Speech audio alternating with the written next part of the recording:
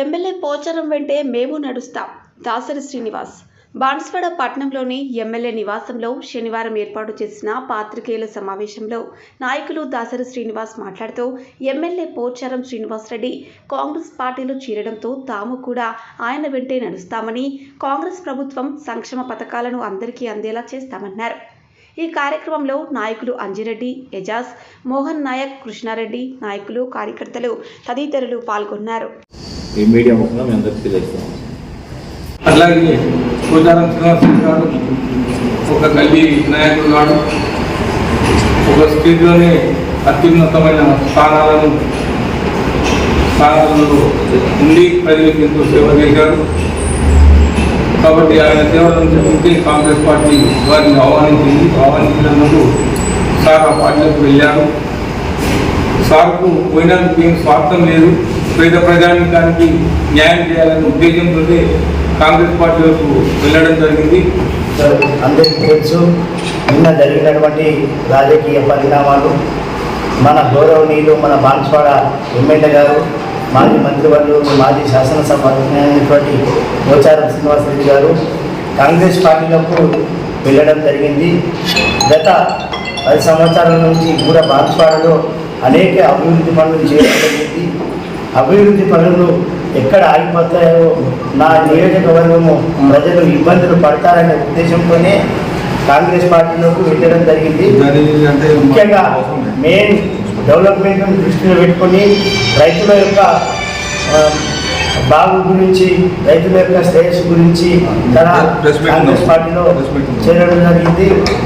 ప్రజలకు మేలు జరగాలనే ఒకే ఒక ఉద్దేశం తప్పితే ఇంకా వేరే కారణాలు ఏం లేవు. మేము కూడా పోచారం శ్రీనివాస్ రెడ్డి గారి గత 30 సంవత్సరాల నుంచి ఆయన వెన్నంటే ఉన్నాము. భవిష్యత్తులో కూడా పోచారం శ్రీనివాస్ రెడ్డితో ఉంటూ బాన్స్వాడ ప్రజలకు అందులో పాటులో ఉండి సేవలు అందిస్తామని పత్రికాముఖంగా తెలియజేస్తున్నాం. గౌరవ శాసనసభ్యులు పోచారం శ్రీనివాస్ రెడ్డి గారు మరి బాన్స్వాడ నియోజకవర్గాన్ని పెండింగ్లో ఉన్నటువంటి పనులు చాలా ఉన్నాయి.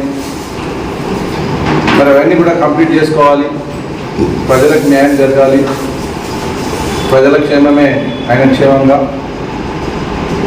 ఆయన దాన్ని నిన్నటి రోజు మరి గౌరవ ముఖ్యమంత్రి రేవంత్ రెడ్డి గారి నాయకత్వంలో ఆయన సమక్షంలో నిన్న చేరడం, ఇవన్నీ కూడా నియోజకవర్గ ప్రజల్ని, రైతుల్ని మరి అన్ని రంగాల్లో కూడా ముందుకు తీసుకుపోవాలనే గతంలో చేసినటువంటి అభివృద్ధితో పాటు ఇంకా కావాల్సినటువంటి పేద ప్రజలకు అందేటువంటి సౌకర్యాలు చాలా ఉన్నాయి.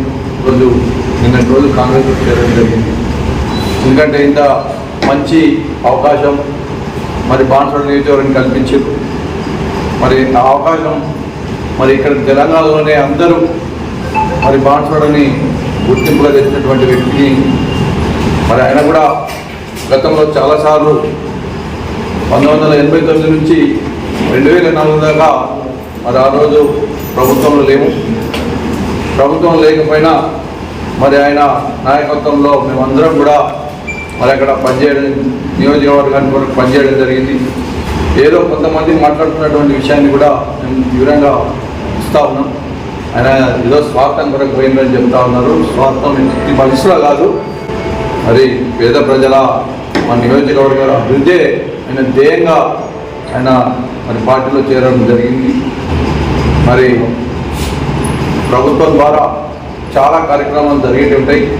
మరి ప్రభుత్వం ద్వారా మనం చేసుకున్నటువంటి కార్యక్రమాలని ఏ విధంగా తీసుకెళ్లాలనే ఒక ఆలోచన ఉన్నటువంటి వ్యక్తి, అనుభవం ఉన్నటువంటి వ్యక్తి. మరి మన నియోజకవర్గం ఇంకా ముందుకు పోతుందని ఆశిస్తూ ఉన్నాను.